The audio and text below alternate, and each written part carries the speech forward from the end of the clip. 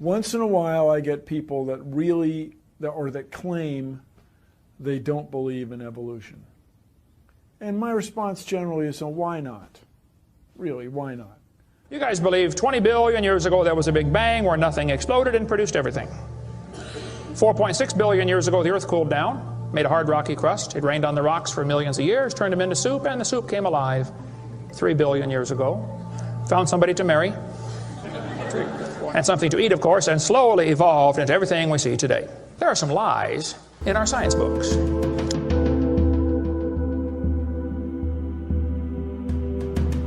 One thing I really want your generation to embrace is that the Earth is a closed system. We cannot leave the Earth. There's no place to go. One thing I really want your generation to embrace is that the Earth is a closed system. We cannot leave the Earth.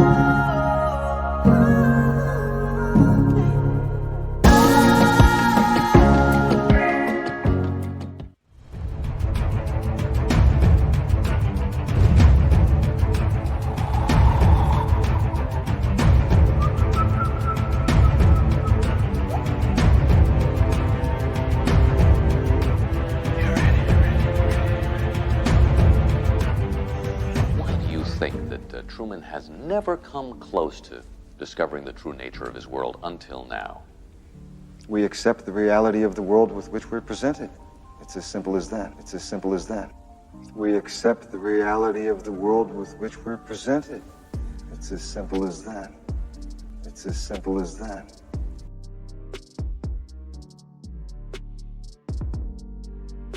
So tell me, Neil, is the Earth flat? We have video from space of the rotating spherical Earth. The Earth is round. Thank you for joining us on this episode.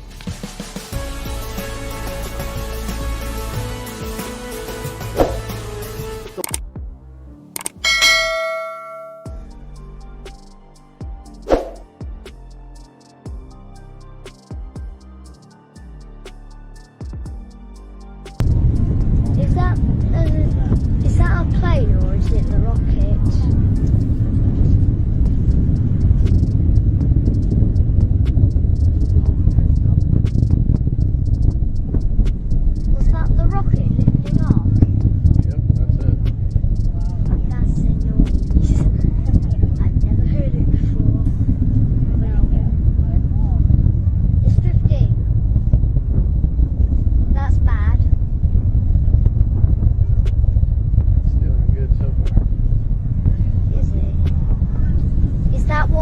always happens? Does it always go like that? Yep.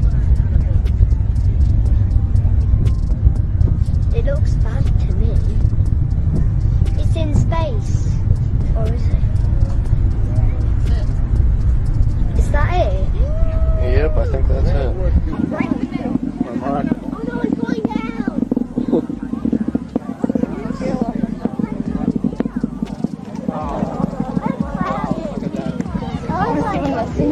What a mark.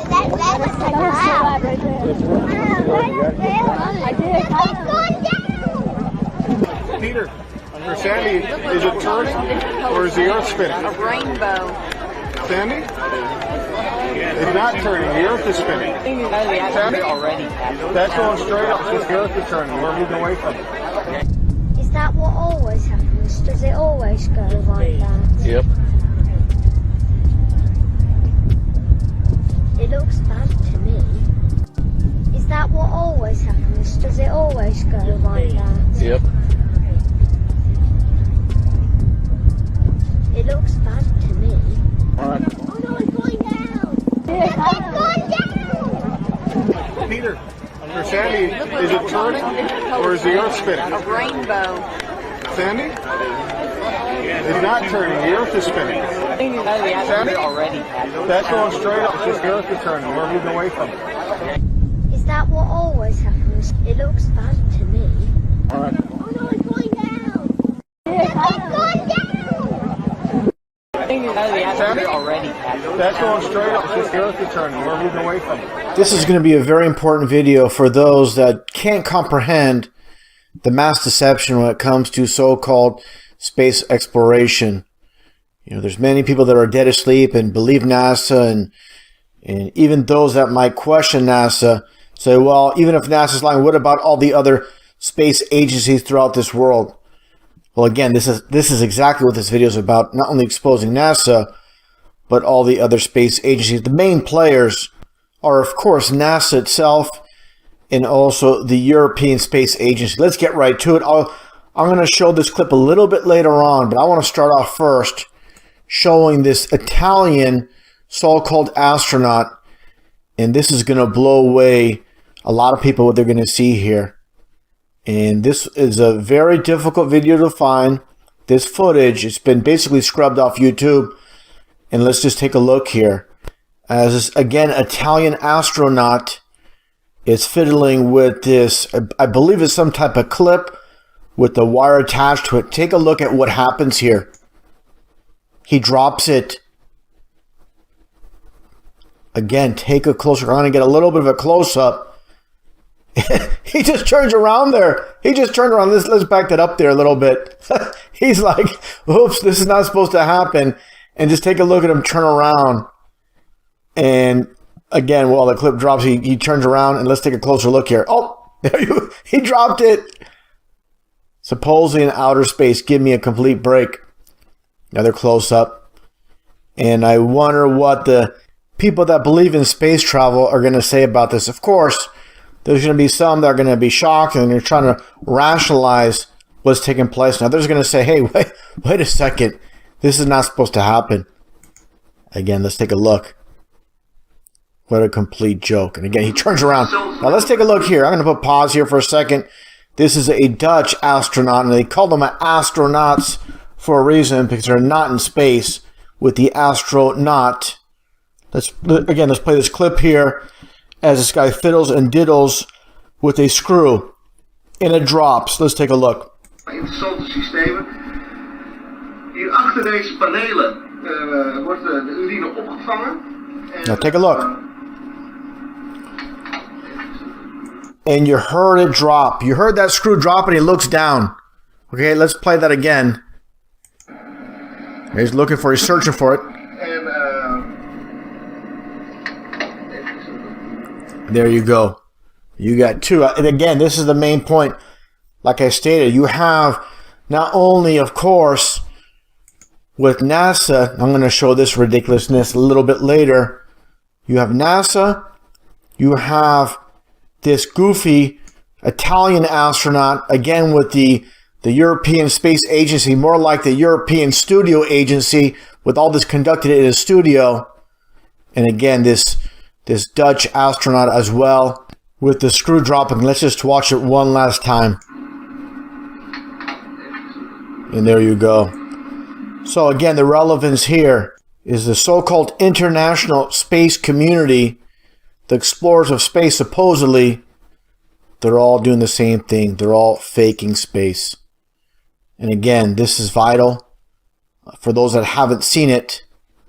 With these goofballs, let's just back up here a little bit actually, with this interview being conducted, and just take a listen, and again, just focus on this one female here with the hair and what takes place here. But again, listen to the person conducting the interview. And the question he asked, of course, he's not asking this on his own. He's told to ask this. And again, it's complete mockery. Take a look and take a listen. Like you're in a studio, maybe in Omaha, Nebraska or something. The shot is so clear. Is this a hoax? Are you really in space still? See the hair? Yeah, see the hair. Again, let's get a close-up of the hair. And obviously, this is, look at that smile first off. Just, you know, she knows she has so many people fooled, and they're just, this is again duping the light where they just get off on fooling the public. And obviously, again, look at that hairspray, you know, all brushed up, combed up, and just complete ridiculousness. Now let's get back to this interview. And another point I want to make, let's get right here. Clear. Is this a hoax? Are you really in space still? See the hair? I don't know. We're going to have to do something for you. Now watch this guy with the U.S. Marine Corps t-shirt and take a look at what he does. Again, all smoke and mirrors. And then he pulls on a wire right here. Oh, yeah, I can do that. Watch this. This guy here is obviously on a harness. And again, smoke and mirrors is all they're doing. And watch these two in the back do their flip. And look at her hair. Doesn't change. Standing straight up and going upside down the same. Now it's key what he says here. Take a close listen to what he says here. Again, the mockery never ends. I think Sandy's hair is pretty much a dead giveaway.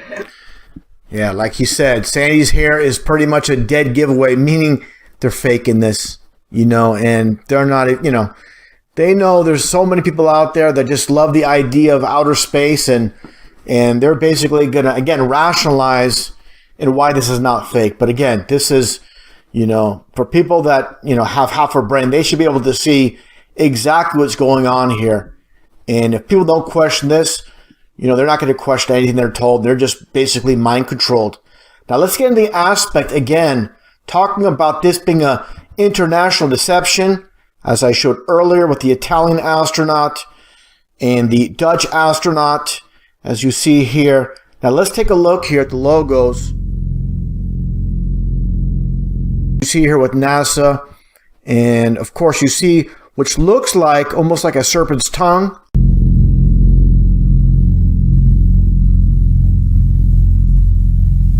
Serpent's tongue is also a vector symbol, as you see here as well. Now let's take a look here at Russia with Roscosmos, and you see the same basic vector or chevron symbolism.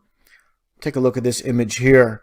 Basically a vector or chevron, one of the same, basically the variants, as you can see here. When it comes down to, all these so-called space agencies are using the same logo with, again, the chevron.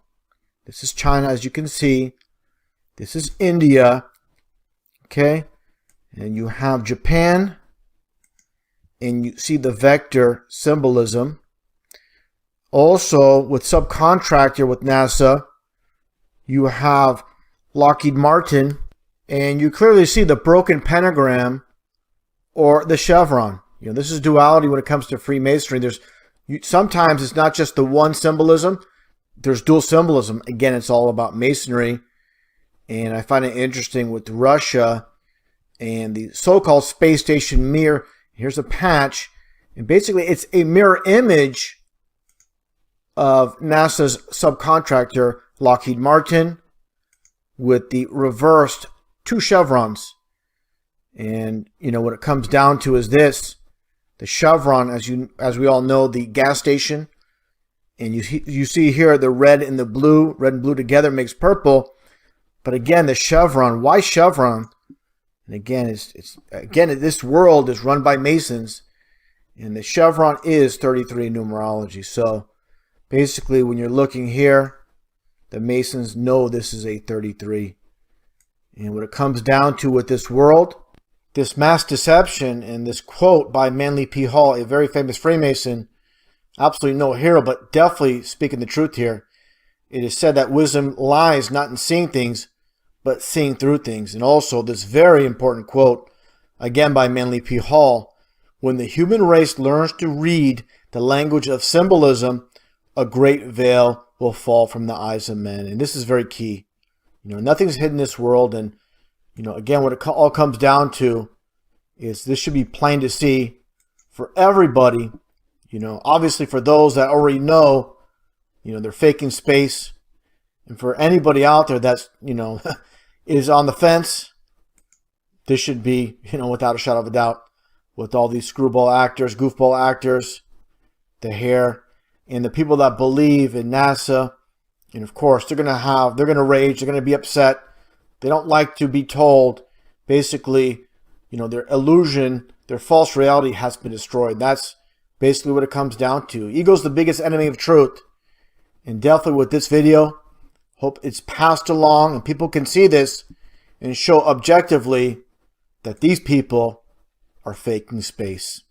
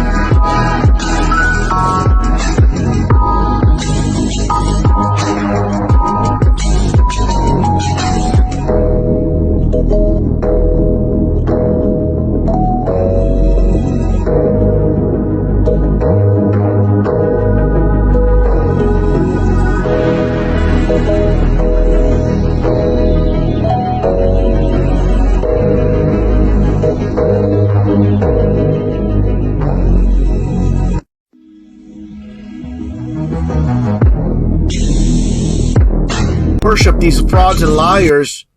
It's all about masonry, like I showed before real quick with Falcon 9. Again, all about the 33 when it comes to Freemasonry. And of course, the knucklehead fanboys of SpaceX, they know nothing about masonry. It's all about deception. Like I pointed out with the 33, the highest degree in the Scottish Rite of Freemasonry, just like in India.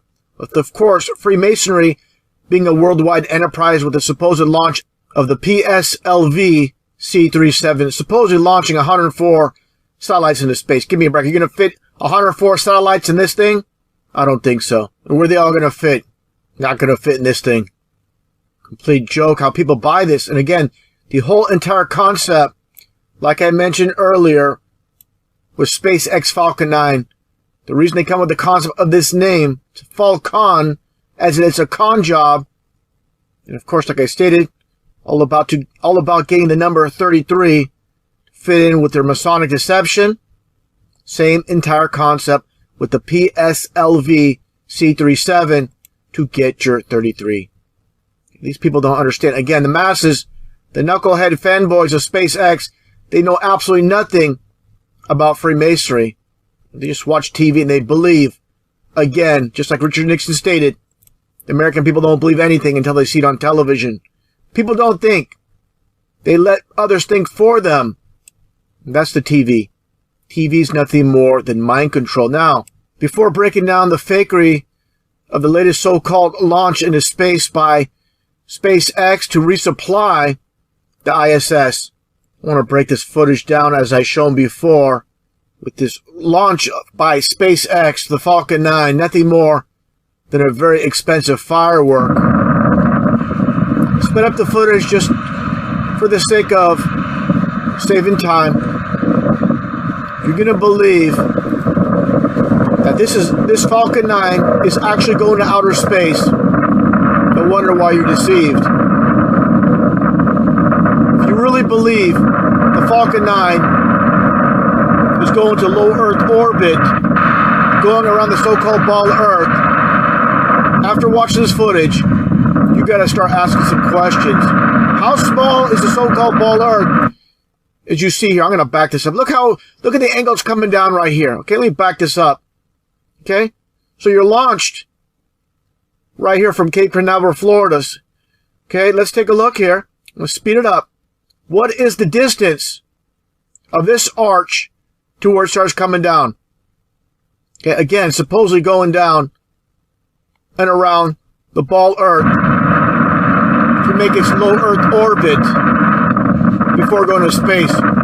This is nothing more than, again, expensive firework coming down into the ocean. That's why they launch these rockets by the ocean. You see absolutely nothing. It's disintegrating. Okay, this is not going around the so-called ball Earth. Okay, there you go. There's your hopes and dreams of going into space, going up in thin air. Okay, that's all you have. What they do is, back this up here a little bit. All they do is show this, again, expensive firework being launched and crashing into the ocean. And all they do is they get footage. They edit in footage of them supposedly going to outer space. Clear as day. This is, again, nothing more than a very expensive bottle rocket going into the ocean. Now, let's take a look at this other footage. The official footage. Now, this was amateur footage, of course. You don't get much of it, but here's an example. Now, here's official footage released by SpaceX. I'm going to speed this up. Take a look at the arch, and it comes, again, back straight down. It's not going around the so-called ball Earth into space. It's going straight down. Okay, you see that arch, that angle it's taking. Again, how small is the ball Earth? If it's going to go out at this angle, then all of a sudden it goes down, again, straight down. No way it's going around the so-called ball Earth. Now, I showed these images before. This one photo out of an airplane window over Dubai, the world's tallest building. You see absolutely no curve whatsoever. You see a flat horizon. So people want to, talk about, oh, the Earth is so vast, it's so large. You cannot see the so-called curve of the ball Earth, the so-called curvature.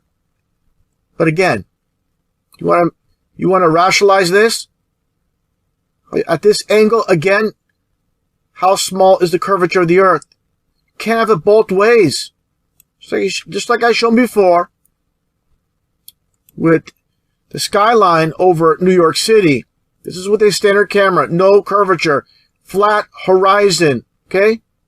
Then you get this. Okay, why do you get this? Oh, the so-called, look at it. We live on a ball Earth. Here's your proof. Here's your evidence. That's because they use a fisheye lens camera to get the false perspective. This is how you get your false reality. Look at this ball. Look how it's bent and twisted. Just like the flat Earth is bent and twisted to get your false perspective. And again, to get your false reality. It reminds me of this quote by Henry Kissinger. No hero, but speaking the absolute truth. It's not a matter of what is true that counts, but a matter of what is perceived to be true. Now I'm going to break down the SpaceX employees' coverage of their fraudulent launch into space. I mean, these people here, just basically a young cast of characters, these actors. Look at this guy. He looks like a Backstreet Boy reject, just pimping the idea of space. Nothing more than whores, nothing more than sellouts when it all comes down to. Some might say I'm being a bit harsh, but I have no sympathy for these liars. They know they're taking part in deception. So again, absolutely zero sympathy. Let's take a look here at some of this footage. I'm not going to break it all down. Just get to the main point. And as always, I talk about having good discernment, picking apart the details. I'm going to break it all down. First off, notice how overcast, cloudy it is in the sky. Let's watch this garbage launch here. 2, 1, 0. And again, I'll break it all down. Again, pay attention to all the clouds, all the cloud cover. Overcast, raining.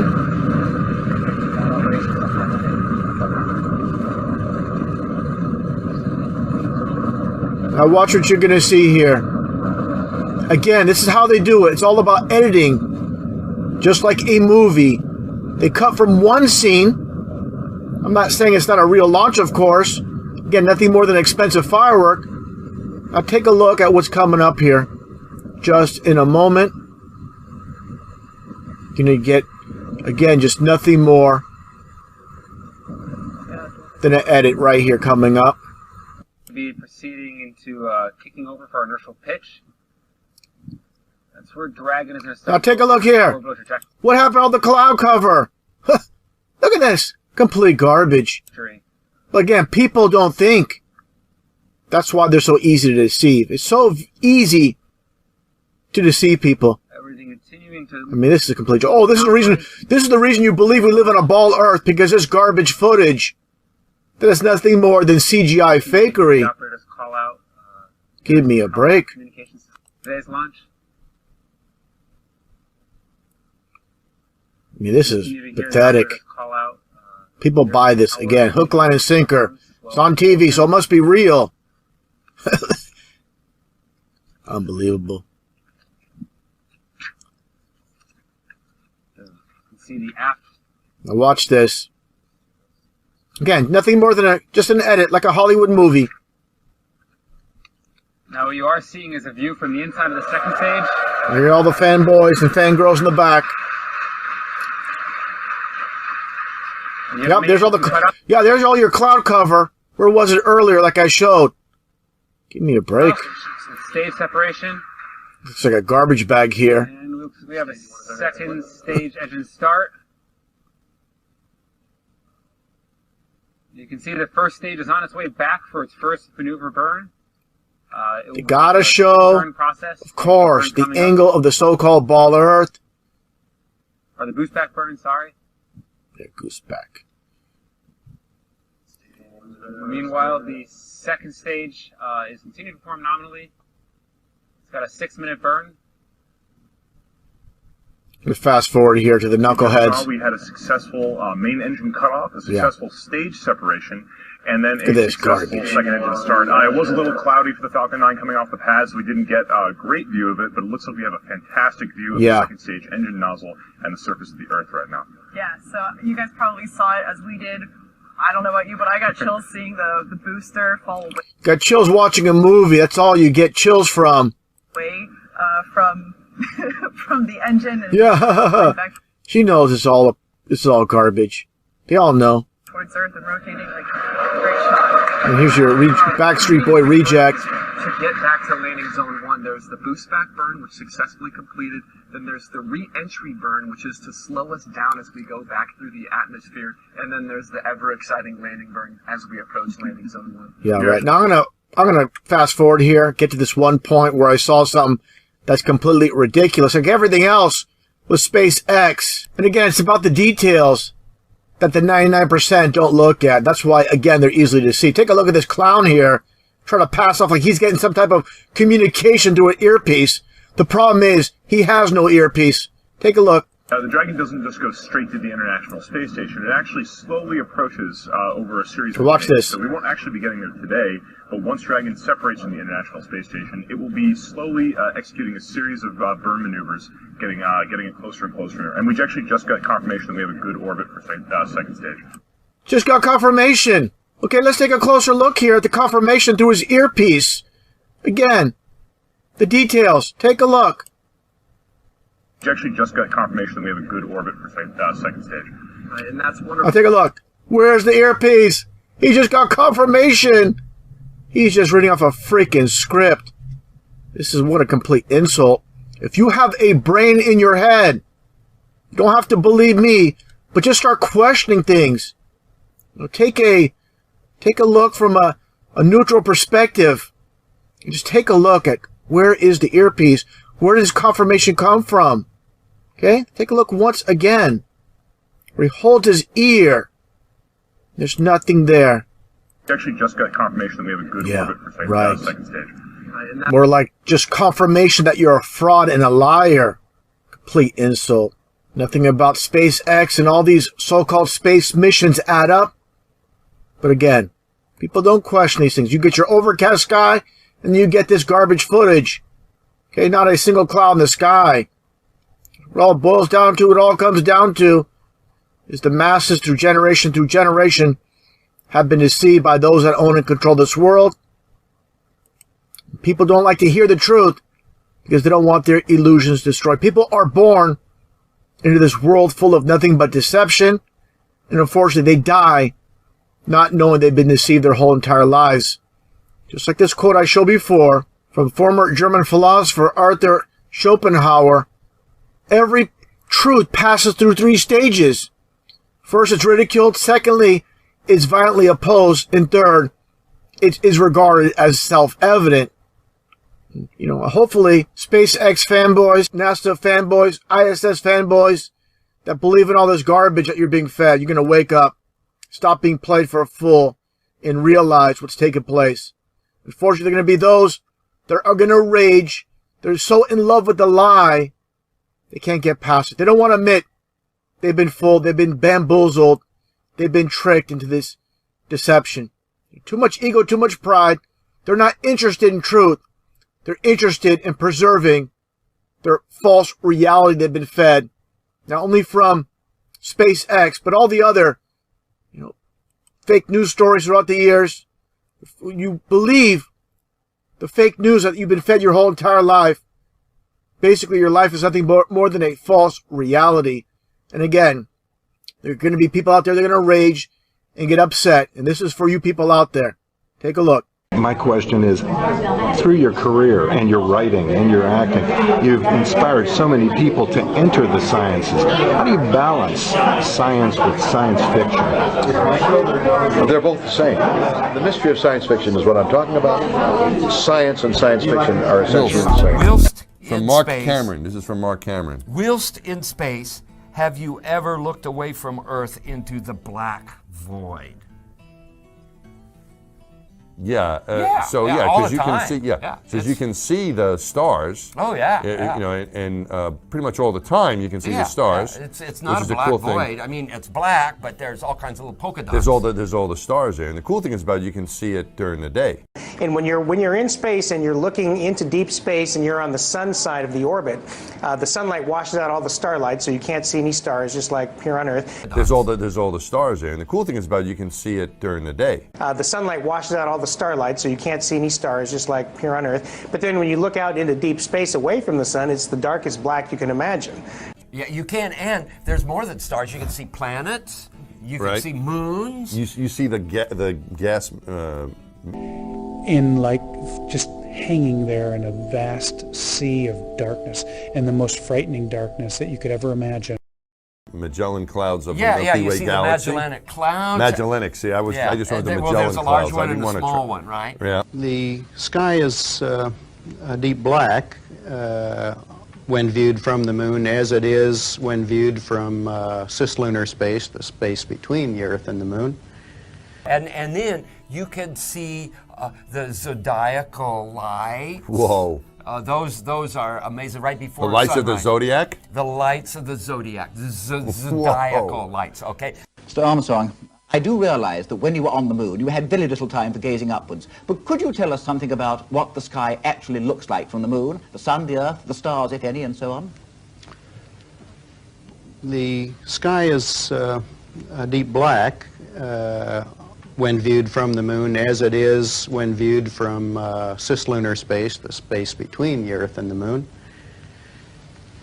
The Earth is the only visible object other than the sun that can be seen, although there have been some reports of seeing planets. I myself did not see planets from the surface, but I suspect they might be visible. There's more than stars. You can see planets. You can see moons. You see the gas. The sky, of course, was black, but it had sort of a velvet sheen to it. The biggest visual surprise was just how black the sky was. You have a brilliant sun, brighter than any sun you normally would see, even here in New Mexico. You have these extraordinarily high mountains. We were in a valley deeper than the Grand Canyon. But then you have this black sky, a sky blacker than black, as the old Vidicon expression used to be. And we have to realize that in space, without the intervening atmosphere, the heavens are 10 times as bright, stars 10 times as numerous, because there's no atmosphere to block the light. You could see those. Which are and what? Then you Explain could see those the to upper. us. Oh, well, it's, I mean, I know what they are, but explain it to the it's audience. This big. It's this vertical column of fuzzy glow that comes up perpendicular to the horizon shortly before the sunrise. Just the inherent beauty of it, the velvet, bottomless bucket of the universe. In like just hanging there in a vast sea of darkness, and the most frightening darkness that you could ever imagine. I've often tried to explain the difference between darkness, when you turn out the lights and it's dark in here, or blackness. Blackness is the endlessness of it all. It's hard to comprehend. When you get up on a clear night in Colorado, up in the mountains where there's no light and you can see all these stars, well, multiply that by 1,000. That's what it's like in space. And we could not see stars.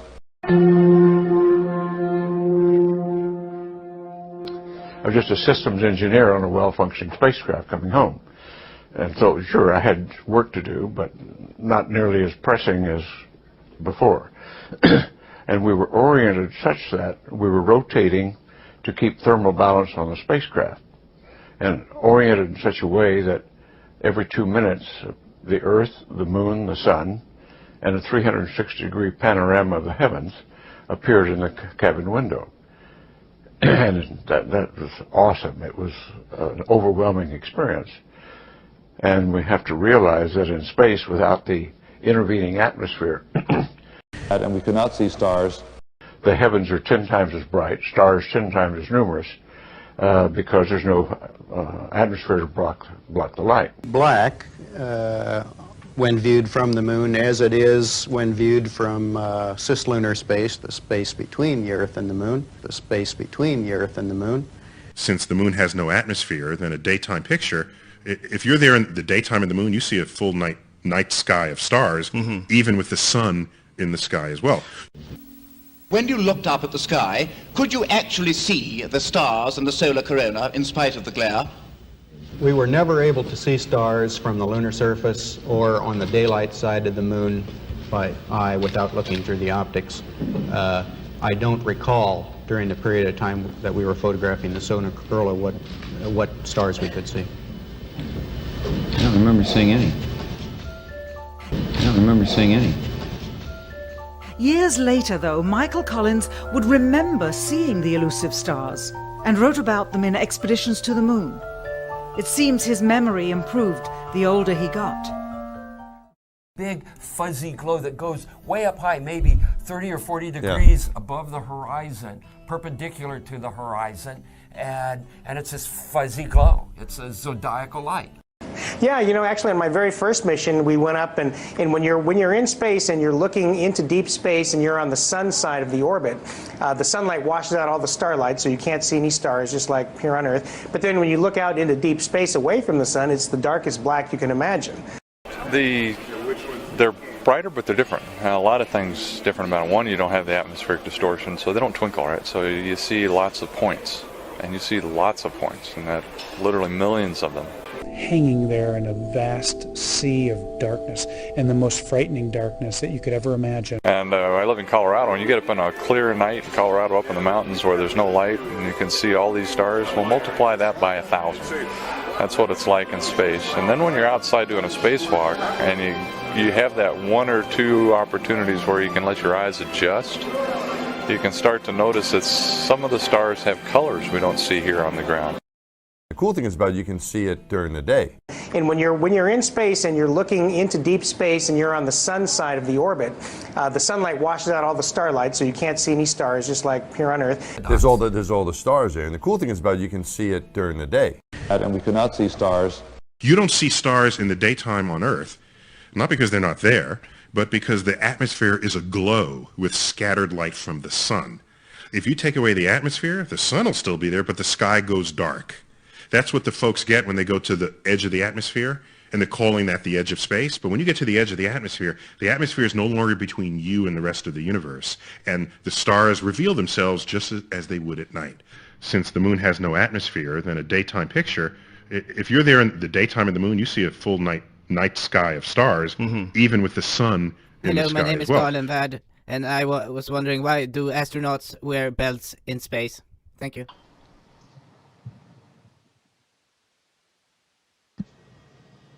It's a pretty interesting question. You can do this like Randy's doing, and for him right now, it looks like that he's standing up. So there's really no sense of direction other than maybe the writing on the walls and the lights that we have, which makes it really neat. When you're working, you can get in all different kinds of spots, and it all seems to work fine. So it's a great place to live and work. Wait a minute. Makes it really neat. When you're working, you can get in all different kinds of spots, and it all seems to work fine. Yeah, it all seems to work just fine. Look. Just look, folks. He gets entangled in something. Or is having a seizure. Also notice the leg here. Oh, boom. Do you see that? You could rewind if you want to. So we're gonna check out this guy to the right. Mark T. Van de Heij, NASA astronaut. Has he screwed up sometimes before? Look at this. Just look.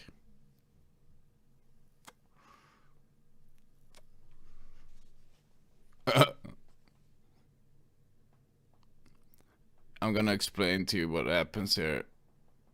What I think happens here. I'm gonna explain. So this guy, they're both gonna do a backflip, and his leg gets, and then it looks down, gets entangled, and then he gets entangled to the right. Did you see that? If you want to, you can rewind. Look at his face. This is good. Look at this little fella here. Hi, I'm Noah. I'm in 2nd grade. Could you throw a somersault right now? Yeah, same guy, Mark T. Yeah, somersault is a backflip. Look.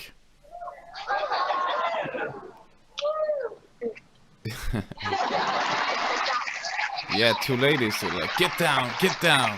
You can rewind if you want. Let's have a closer look here.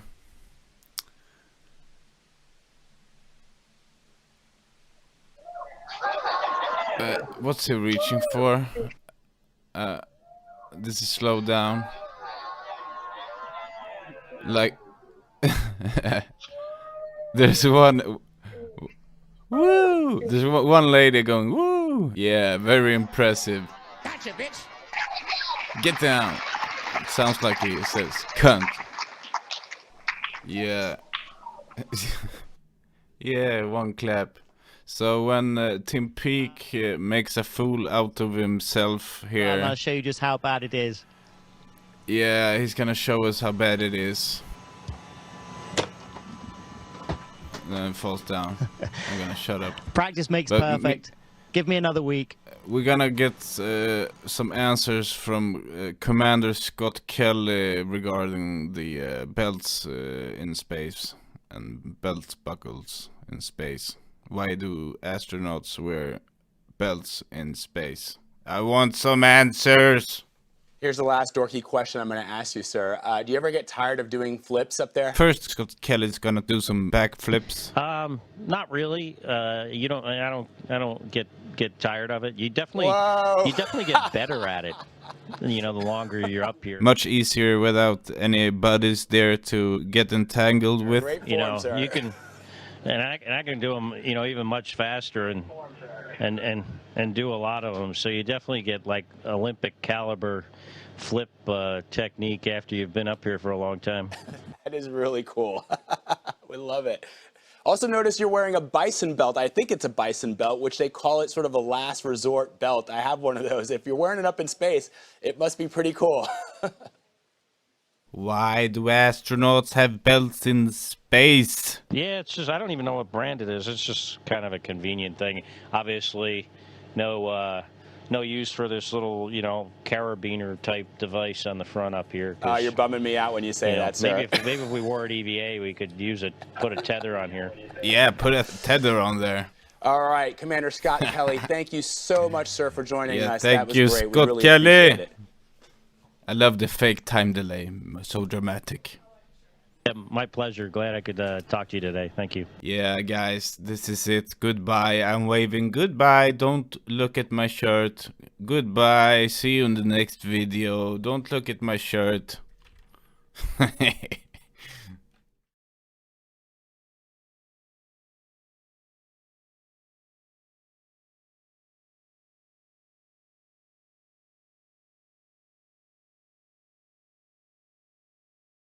One of the main defenses that people make to show or argue that we had to have gone to the moon, and they often say that there would have been so many people involved in the conspiracy it would have been impossible to keep it quiet.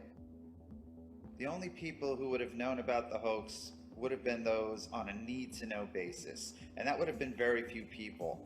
You have your astronauts, you have the people filming everything and building the locations, and you have the people authorizing it, and that's it.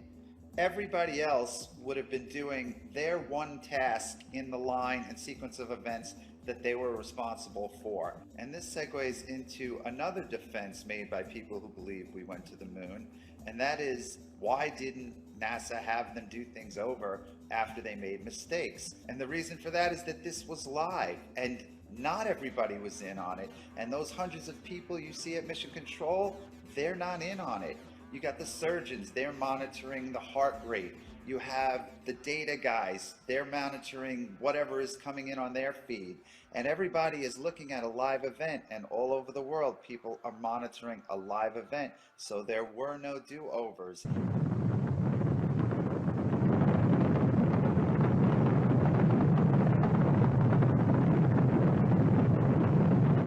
Going back to what John Young said, by way of illustration about the photo guys would have received the film. The film couldn't be developed on the moon. It had a chain of custody. That had to take place, and those guys were not in on it.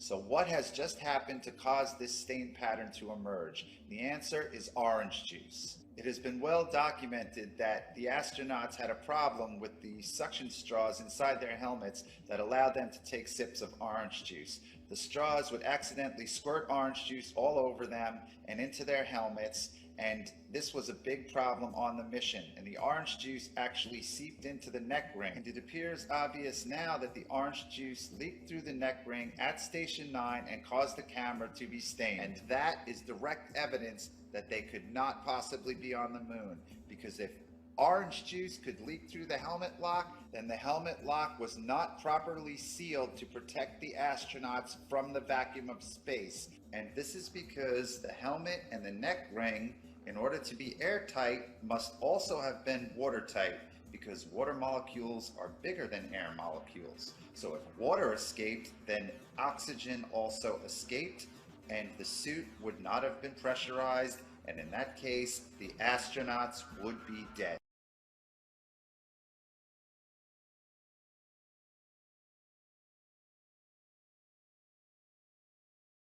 Now, I am not the first to suggest there's some sort of Geppetto character in the rafters above, pulling the astronauts by some sort of harness with fishing wire. Like, why does Charlie Duke want John Young to push on his head here? Oops, here we go again. Give me a help.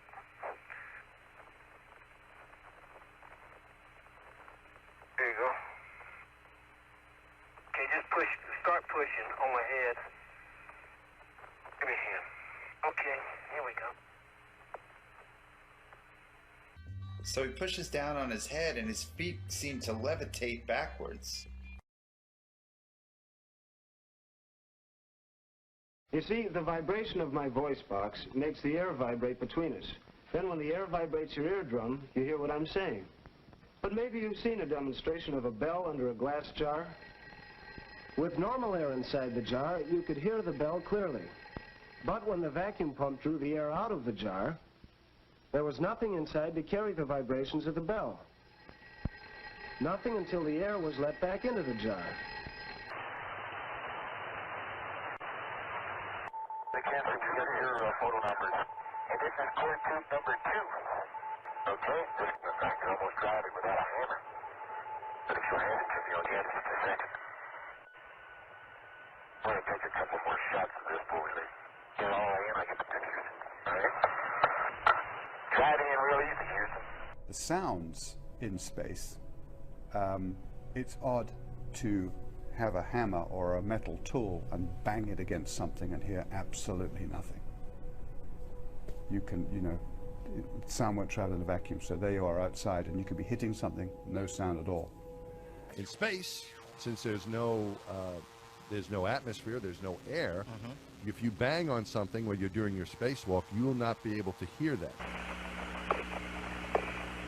And this leads us to the dilemma of our final segment. All modern astronauts, such as Piers Sellers and Mike Massimino, claim to hear absolutely nothing when they're out on the International Space Station in the vacuum, banging away with metal tools and objects, whereas during the Apollo missions, all kinds of sounds have been recorded that should not be possible if they are on the moon in the vacuum of space.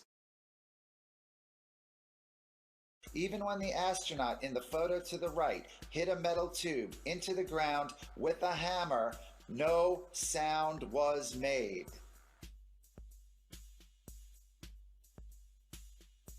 All of the sounds so far analyzed were made by the astronauts as they were handling tools, but now we are going to analyze some sounds that are made a distance away from the astronauts.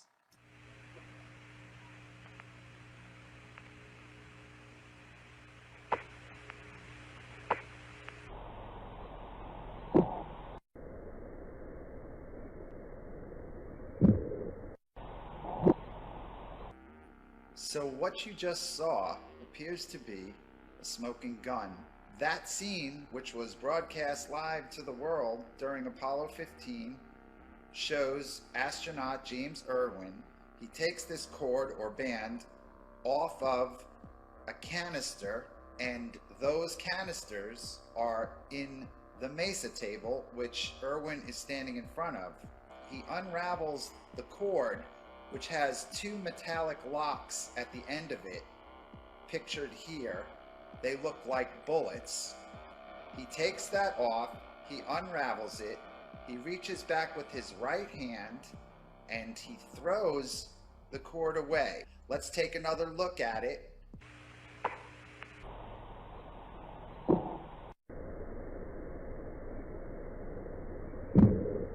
So the argument has been made for the hammering that the sound is coming through the glove and it's miraculously getting into the microphones. But we don't have to deal with that argument because James Irwin releases the object and it hits the ship and he's not touching it, and that sound is picked up by the microphone.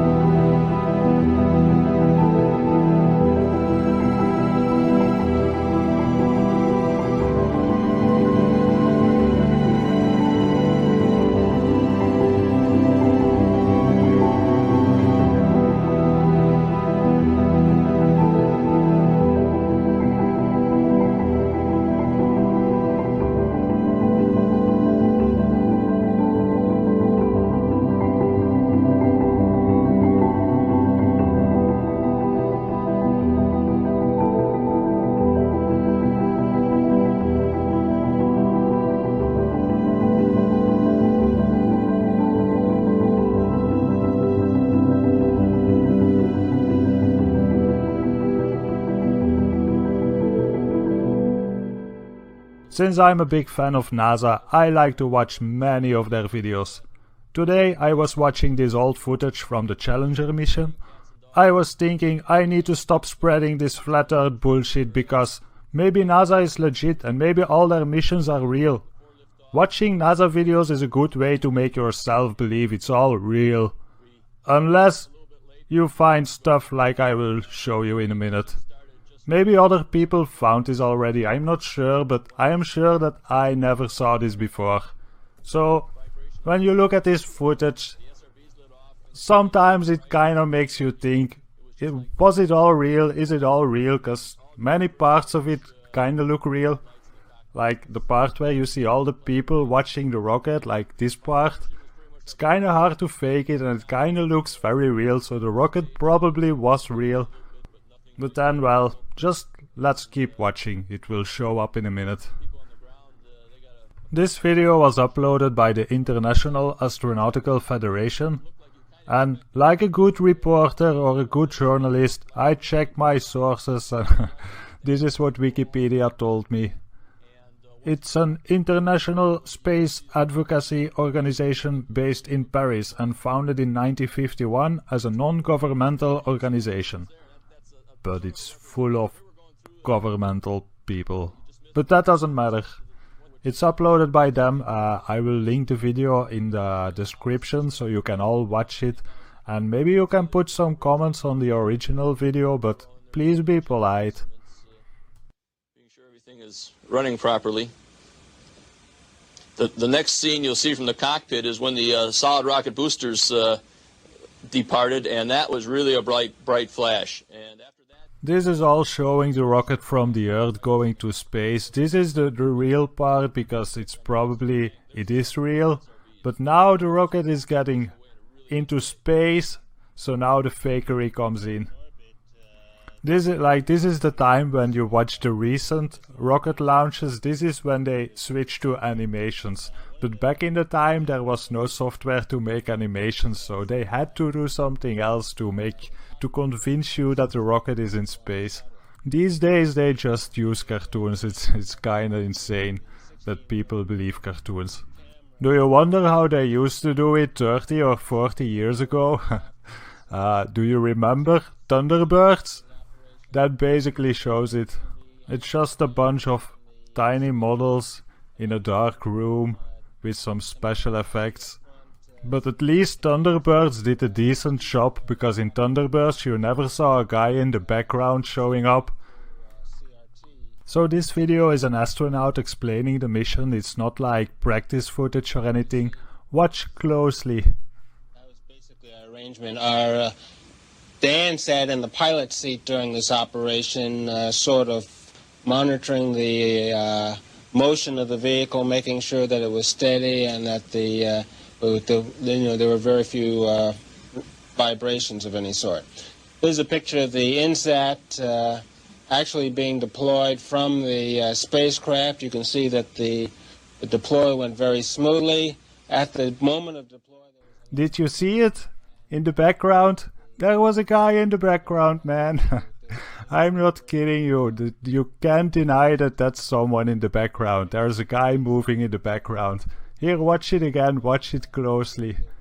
I looked up, or I tried to look up the size of this rocket. I found this picture. You can see it's massive. So if that rocket is in space and if there's a guy in the background in that footage, that means that there are like giants, but like insane big giants floating around in space looking at NASA. That's probably why they don't dare to go back to the moon and why they hide so much stuff. Space is full of giants. Well, NASA, this video was a lot of fun to watch. There's a lot of weird things in this. Let's keep watching a bit more of this. About a minute 20 seconds after deployment, you can see some of the jets on the spacecraft. Here you can see how they switch on the light of the Earth. It's kind of funny, isn't it? How do you explain all this shit? But at least you can see that the Earth is a ball. At least they are not hiding the shape of the Earth. Or maybe is it a fisheye lens? Oh, the satellites start to spin for the video. Well, at least we see it's a ball, you know. It's even more a ball when it goes down. And it doesn't look like it's in outer space, it looks like high altitude at most. These old videos are a lot of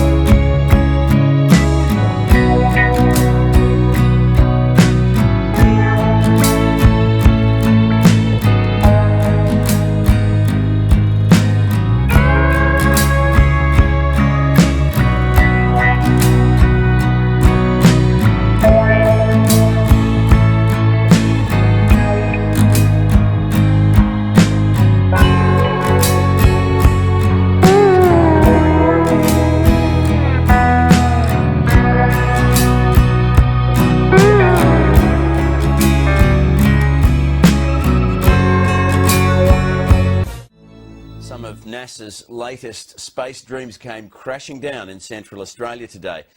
A giant helium balloon packed with expensive scientific instruments lost its moorings in high winds. As Anna Henderson reports, it cut a swathe through an airfield and sent onlookers running for their lives. As the giant helium balloon was launched into the air, its precious cargo became a high-speed projectile. Unexpected strong winds pushed the 2-ton platform of scientific instruments off course and onto a path of destruction.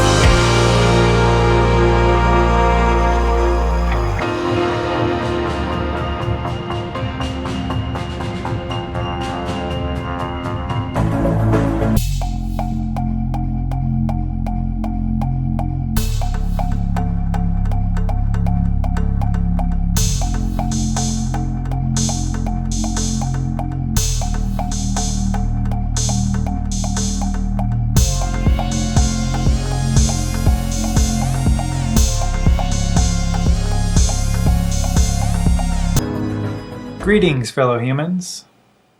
Well, this is my first ever attempt at making a legitimate YouTube video, so bear with me as I muddle through this. For starters, let's get the intros out of the way. I'm the Biker Scout.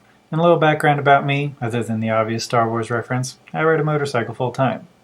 But I'm a professional designer and photographer first. I've been using Photoshop since 2.0, is that 1990-ish? So I know my way around a computer and photo editing software.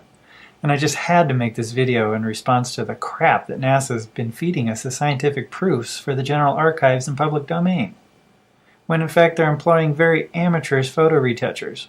I'm a stickler for details and an avid pixel peeper, and I'll tell you what, if I was employed by NASA, the fake images would be flawless. There are so many absurd photographic anomalies in their archives, but I'm only going to focus on a couple that have all been released within the last few months here in 2015. So let's get started. Alright, let's go straight to the horse's mouth here, and download the image right off of NASA's website. And open it into Photoshop. Okay. Now, one thing that you should know is there are all kinds of different blacks. So in order to see what's actually black or slightly black, you invert the image. Now, in doing this, you reveal some very interesting characteristics about our perfectly round sphere globe Earth here, which we're told it's an oblate spheroid and not perfectly round. But Photoshop round tool selection marquee thing here will disagree.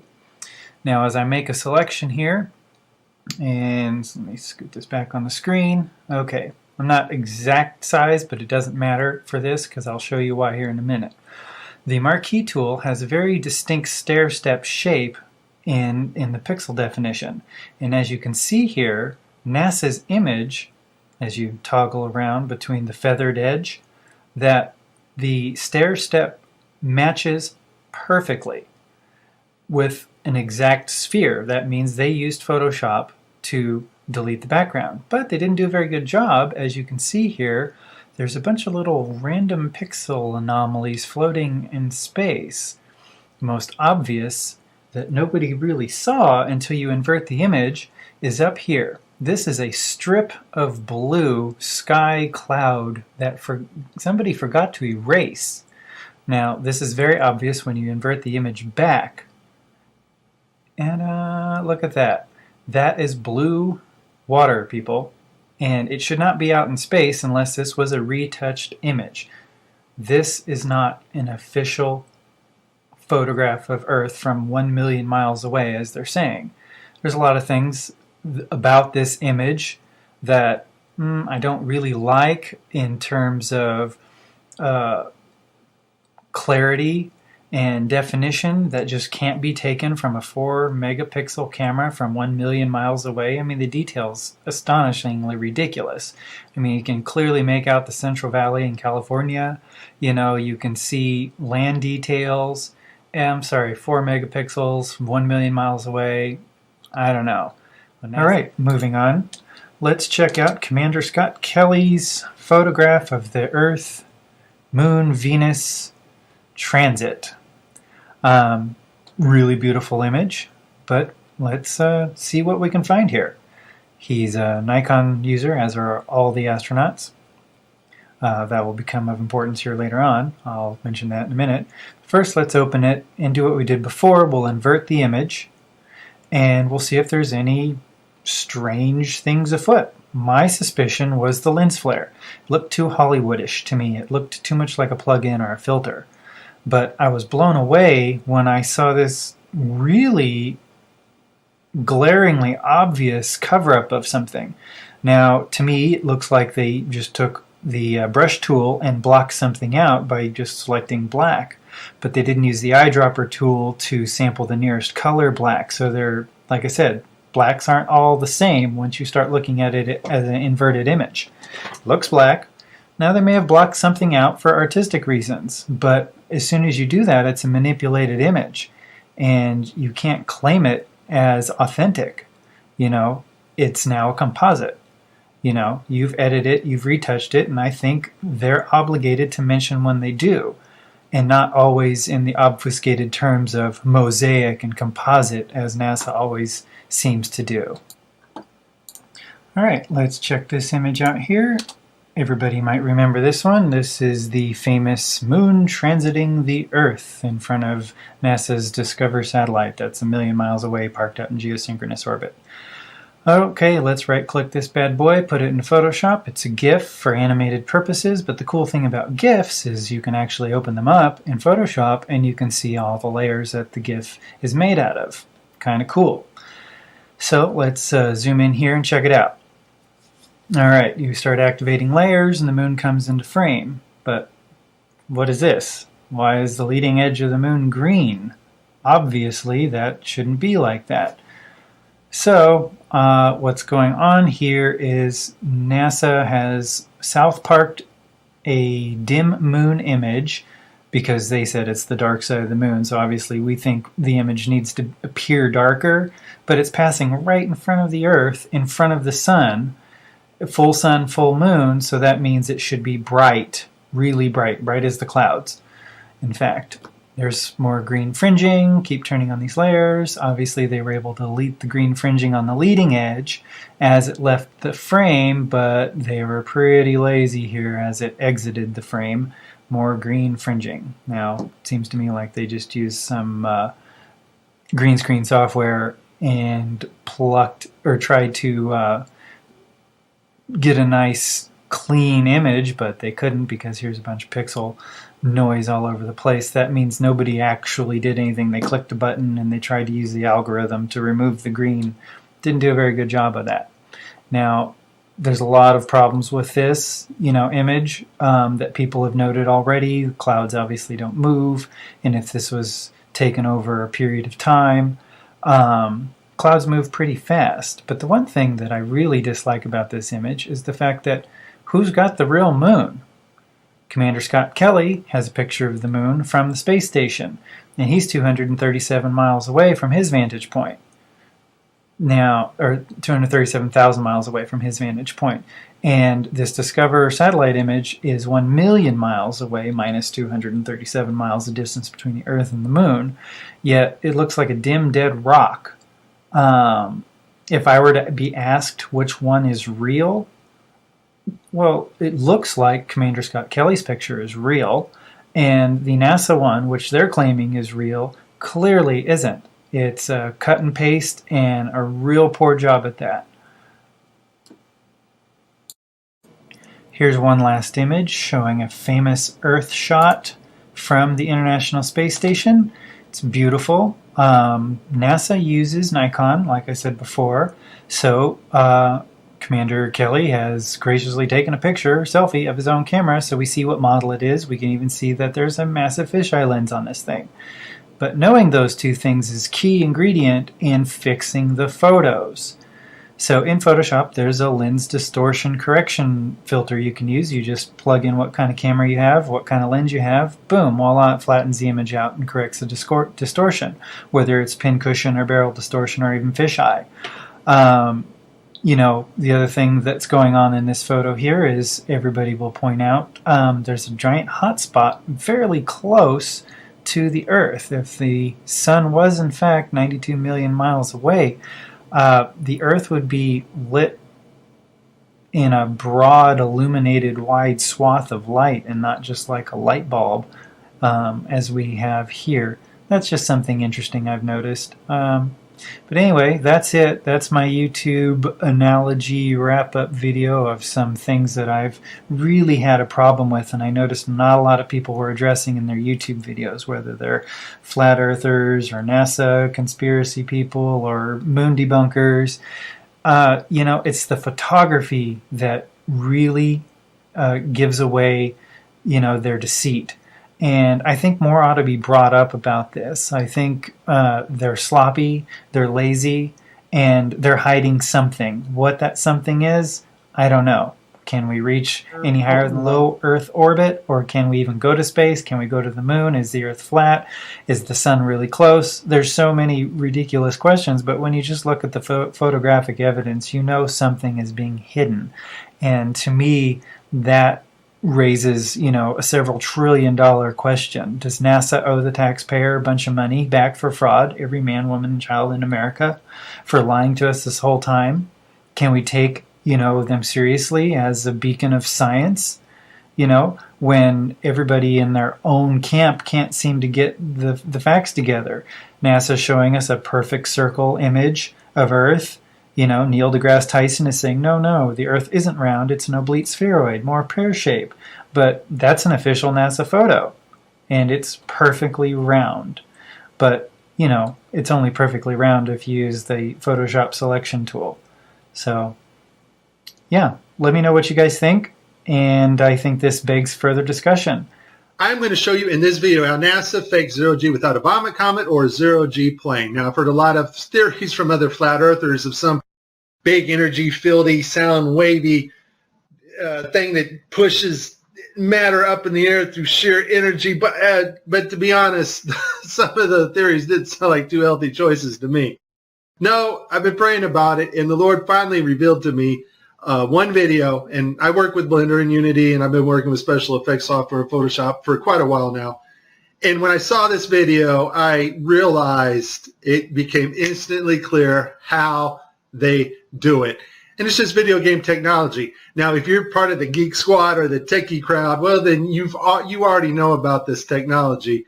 And so let's get to the video that caught my attention, and you will see the same things that I saw. Let's watch. We have to introduce the concept of free fall. So let's use this model of the Earth. And let's enlist the help of a friend, Taxi. You might know her.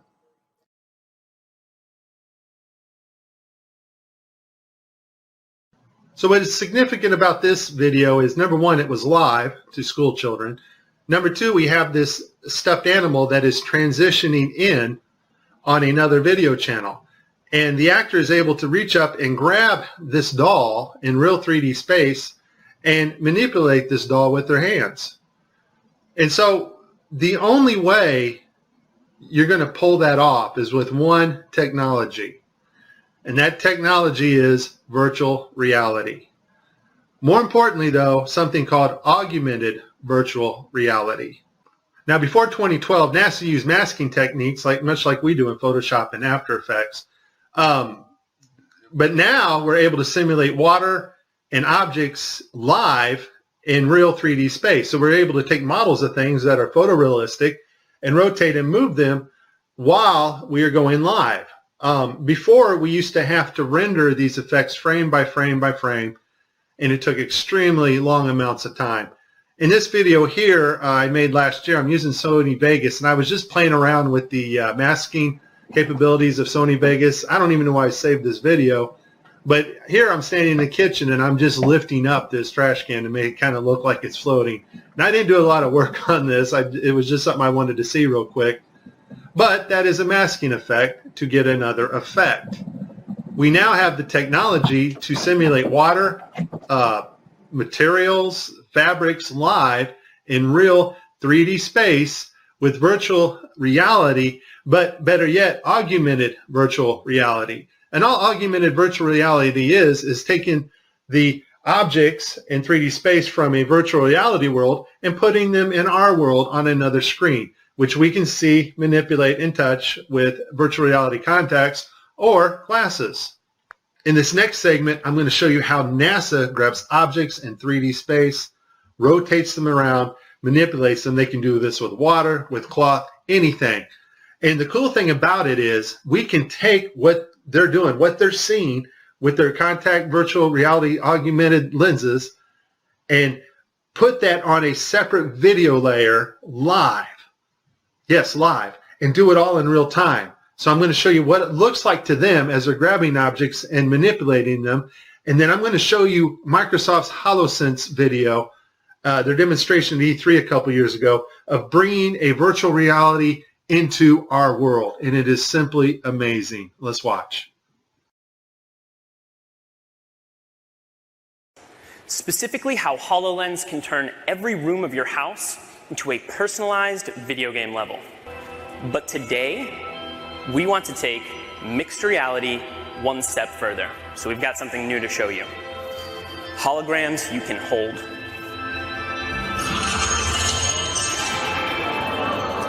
This holographic gauntlet is the weapon that Dan will be using while playing Project X-Ray. You'll notice that as he moves his arm, the hologram moves as well. This is a wearable hologram. And when you combine technology like this with the environment understanding of HoloLens, you can do some pretty spectacular things.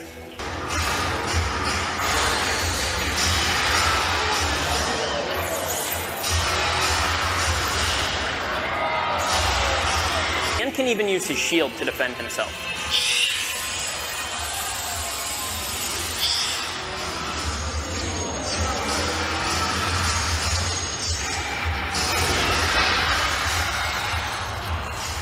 Nicely done. Looks like that's all of them. In 2012, NASA got tired of faking weightlessness by using the zero-G plane, better known as the vomit comet. So in 2012, they started soliciting companies that specialize in real-time augmented virtual reality so that they can fake weightlessness and floating objects in the air in real time. Simply the cost of the plane and the safety concerns and the fact that they weren't very good at it. They didn't go to Hollywood, which most of Hollywood's effects are post-processing. That's after the video is made. They needed something they can do in real time and make it look realistic. And so I'll put this link in the description. They found a company called Telemetrics. Thank you, Debbie Durant, for bringing this to my attention.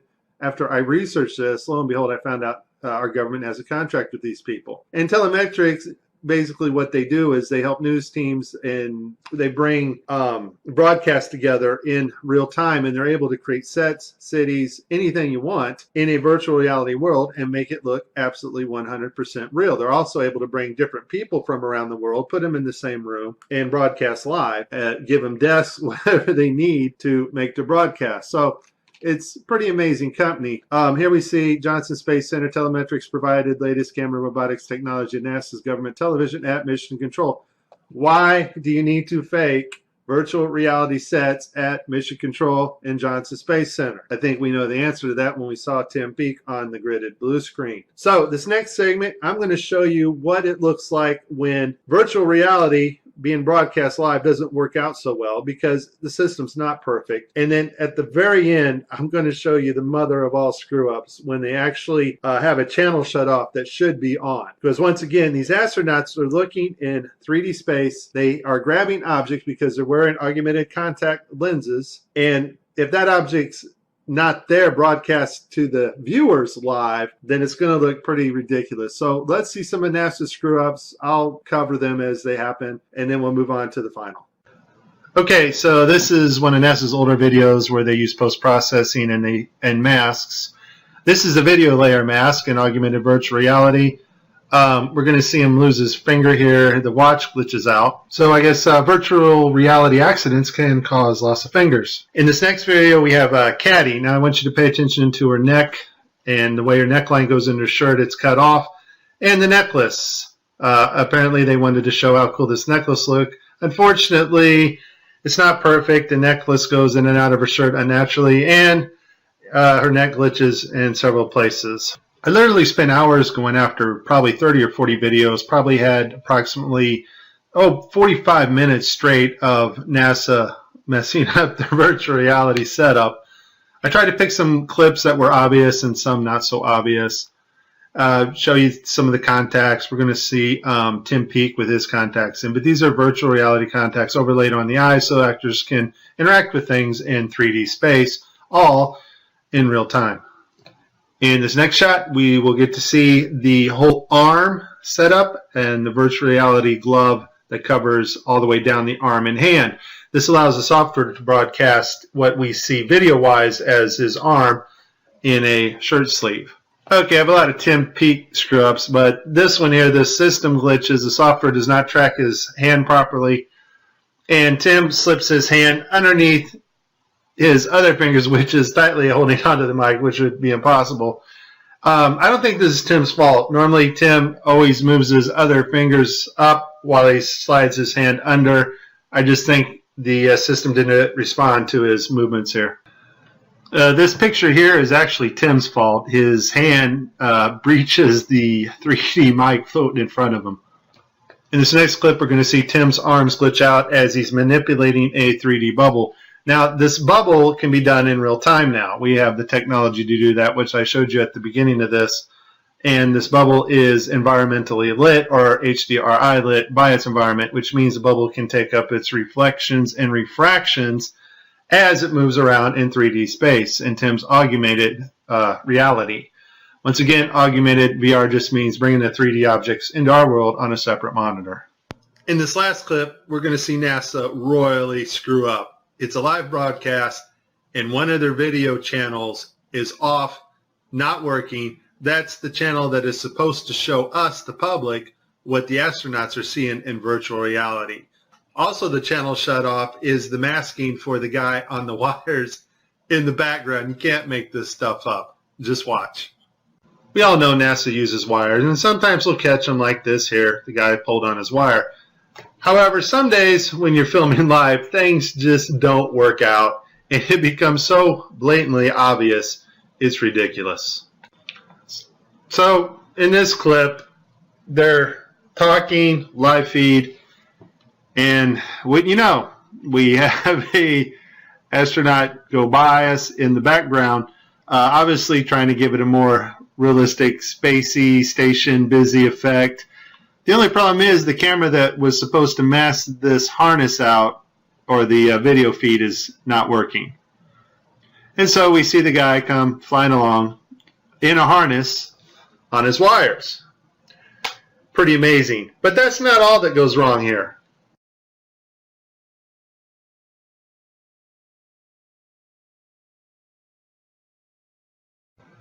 Okay, so you see to the right, this guy's flipping this hat. This hat's actually on another video channel in 3D space. It's virtual reality.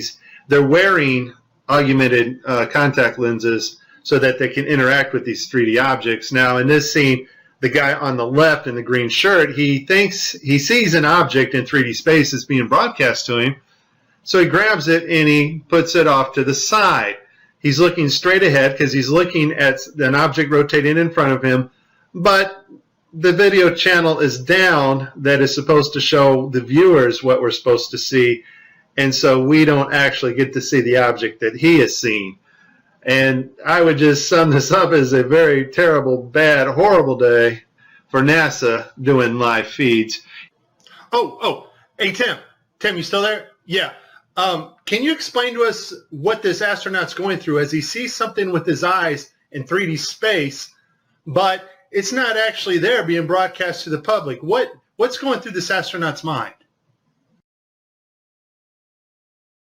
This system is sending signals to the brain that doesn't really match your eyes, and so your brain's trying to work out the two differences. Here's the thing. As much fun as this was, there is a time coming when you and I will not be able to tell the difference, and space has not changed. Technology to fake space has gotten better. Just because Adobe gets a massive update to Photoshop or After Effects, or there's a massive update at telemetrics and their virtual reality, augmented virtual reality programming, that does not advance us magically 20 years in space. Space has not changed. It's flat. It's above us. It's dimensional, and we cannot orbit Earth. You have been warned. This is very serious stuff, and if you do not get it now, you won't get it later, because later you won't know the difference. This is Mike. God bless everybody. Please like and please subscribe. What's up, guys? Thank you for joining us at Truth to the Youth.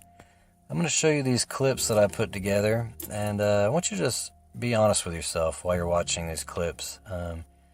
You see this guy doing a backflip, and people are grabbing wires behind him, grabbing his wire on his leg. This guy, he actually falls halfway through his flip. This guy, he tries to bend down and can only go so far. This guy can't even do a backflip in 0G. And this lady grabs a wire, she stands up. Now I'm going to show you all these, compare them side by side. Look, this guy's definitely struggling with a harness wire on the left. This guy on the right's grabbing a cord that you can see attached to his pants. And the guy in the background is swatting at a wire he's trying to grab. Here, the guy on the left falls halfway through his flip. And on the right, this guy is lunging to do a backflip, and if this was 0G, he would just continue to go on, but he doesn't. Here on the left, we see this lady grab a wire as she stands up, or she's just grabbing nothing, maybe. I don't know. On the right, this guy bends down, but is stopped by resistance, and you see his shirt lift up in the back. So, I mean, you just have to be honest with yourself. Is this 0G? Is this really the ISS going on? These are scenes from the movie called Life. It's about the ISS, and you can see how they're floating around with harnesses. I think this is how they're doing it.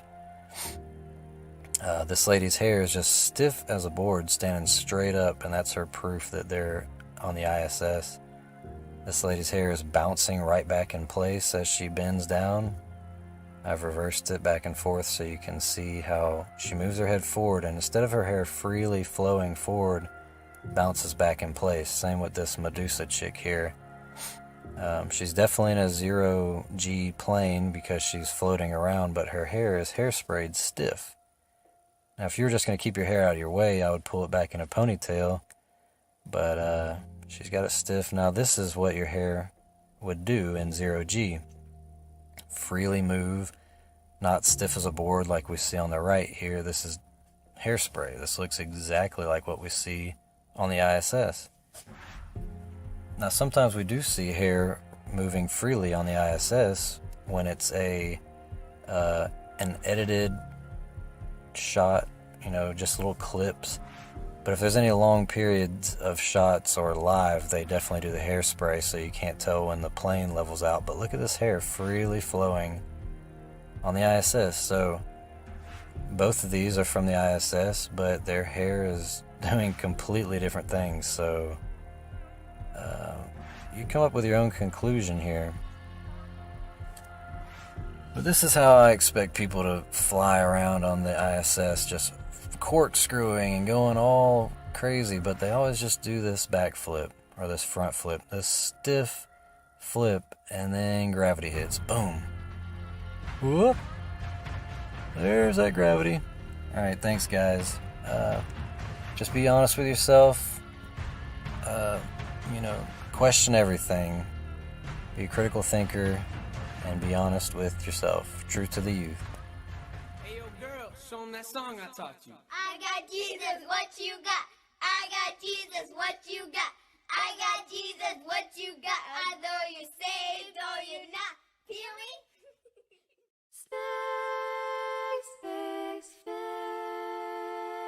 Space may be the final frontier, but it's made in the Hollywood basement. Space may be the final frontier, but it's made in the Hollywood basement.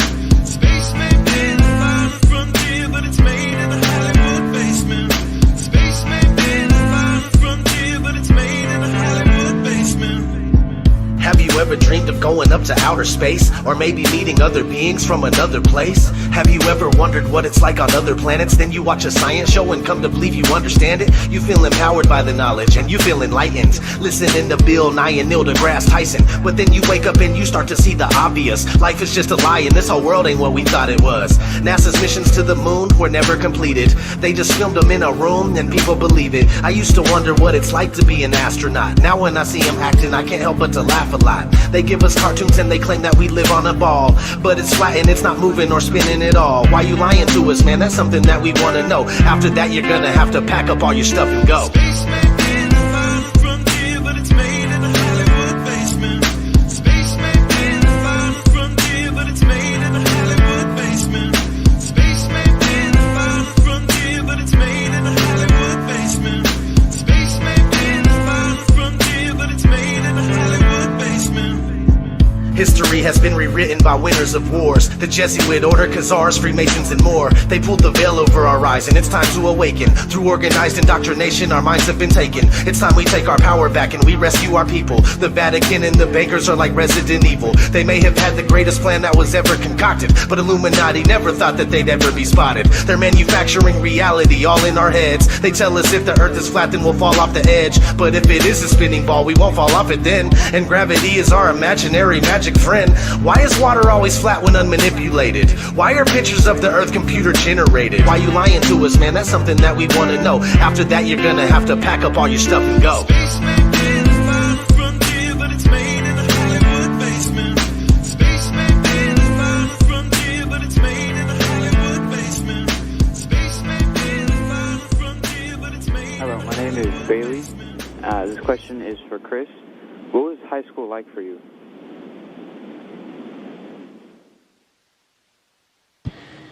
Well, it was the 1980s, so the music was different, the hairstyle was different, the clothes we wore were different than today, but probably in 5 or 10 years it'll be the same. And in school, I was just like you, probably all of you there. I tried my best. I didn't always succeed, didn't always do well, but I put my best effort into school. Math and science were kind of my favorite subject. I didn't really like English in reading too much, but I've since grown out of that, and I enjoy reading now. And I played a lot of sports. And all of that happened in a little town called York, Maine, across the United States from where we're talking to you right now.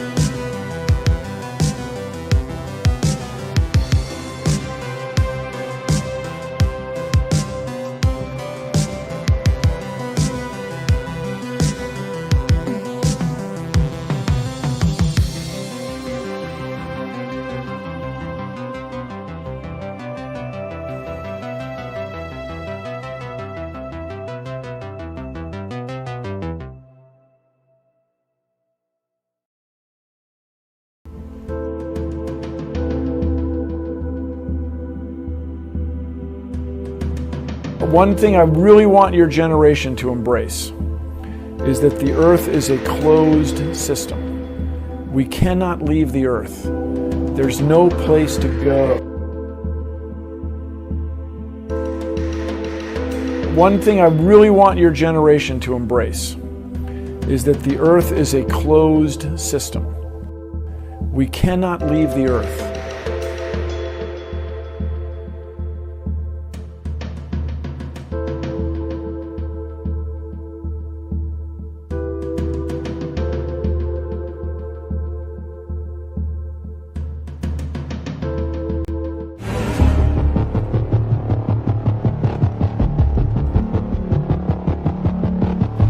Orion is getting ready to launch.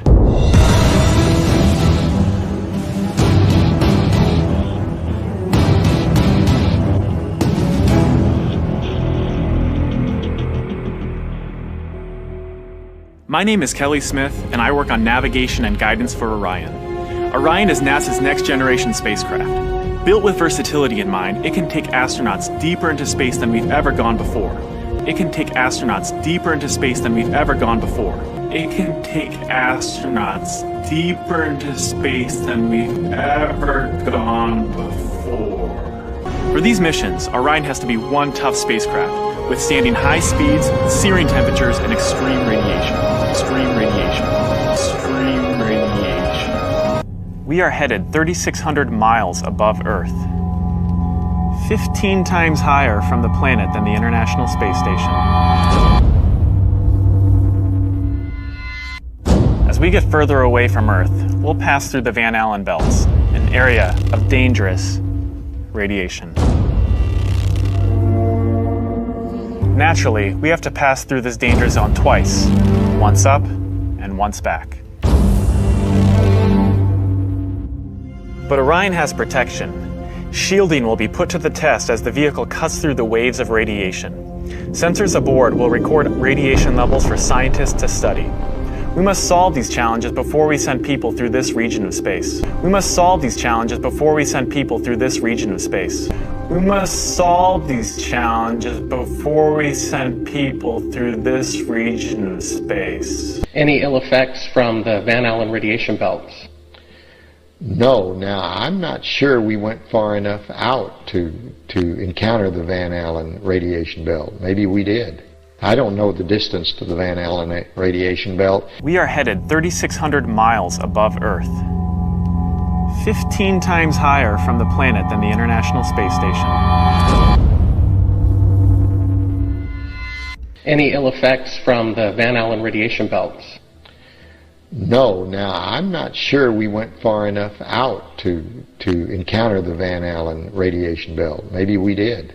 I don't know the distance to the Van Allen radiation belt, and if we did, it wasn't a problem. We must solve these challenges before we send people through this region of space. If we were going to encounter it, then we would have had to build the spacecraft and the spacesuit to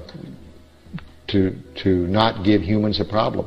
We must solve these challenges before we send people through this region of space. You don't just build something and hope it works. You study to see what the threats are, the environment is, and then you say, how thick do I have to make the metal on the spacecraft so that going through this kind of radiation or these kind of meteoroids, it won't get hurt. And then we build it that way. The belts are 1,000 miles to 25,000 miles above the Earth. Then we went right out through them. No effects on your cells? We didn't even know it. I don't think anybody, well, maybe somebody said you went through the radiation belt, but we didn't feel it inside.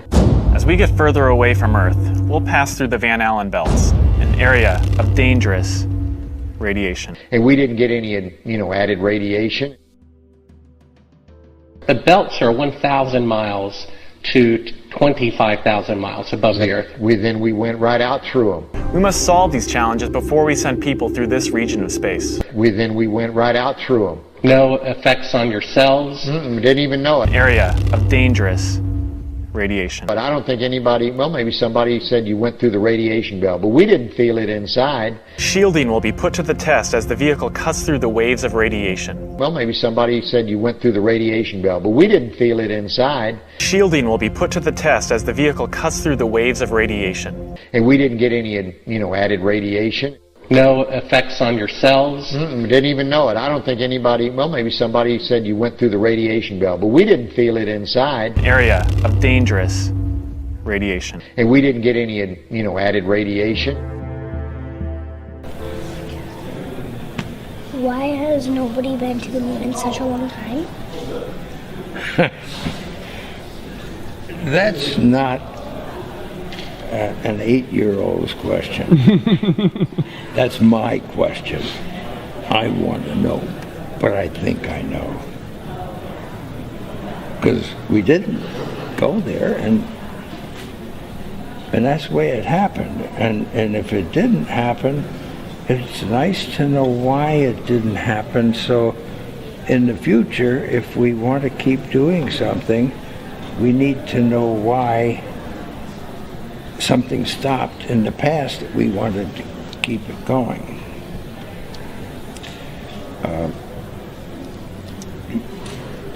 Money is a good thing. If you want to buy new things, new rockets, instead of keep doing the same thing over, then it's going to cost more money. And other things need more money too. So having achieved what the president wanted us to do, and then what thousands, millions of people in America, and millions of people around the world. You know, when we toured around the world after we came back, the most fascinating observation was signs that said, we did it. Not just us, not just America, but we, the world, different countries. They felt like they were part of what we were able to do. And that made us feel very good. Why has nobody been to the moon in such a long time? Because we didn't go there, and that's the way it happened. And if it didn't happen, it's nice to know why it didn't happen. Money.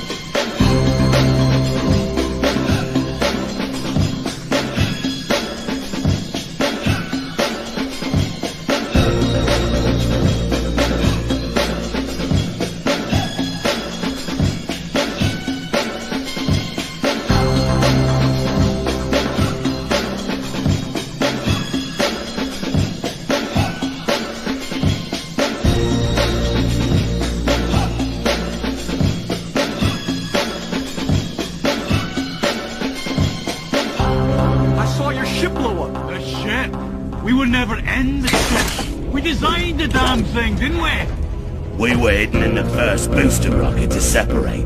Splashed down back in the Atlantic just as planned. We ain't going nowhere.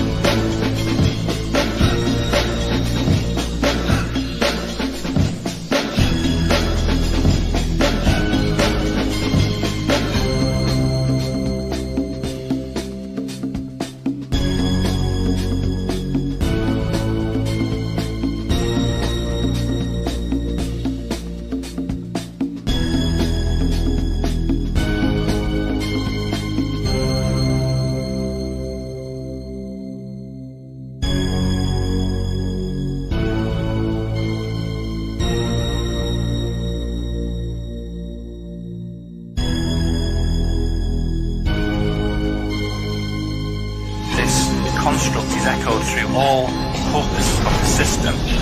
It's everywhere. Everywhere we look, this construct stares back at us.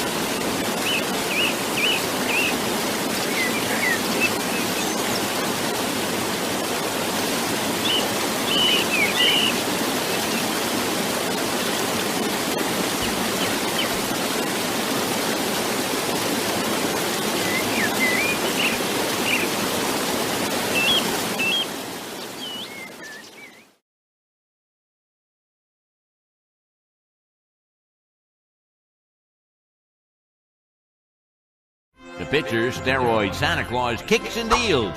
It's a long fly ball going back, and the ball shatters the sky, bringing the ocean itself down into the stadium. Oh, Simpson just broke this dream's reality wide open.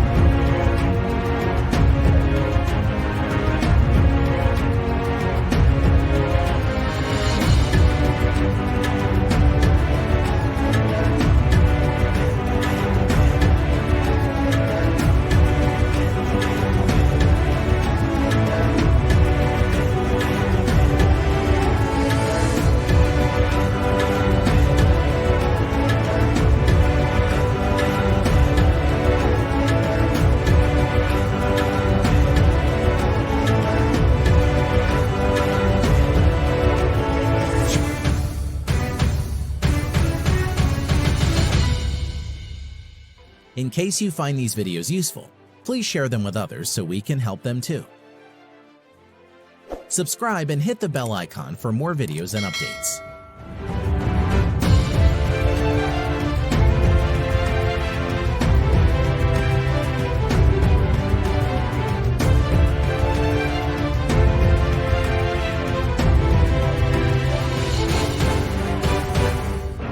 Thank you very much for watching. See you next time. Peace.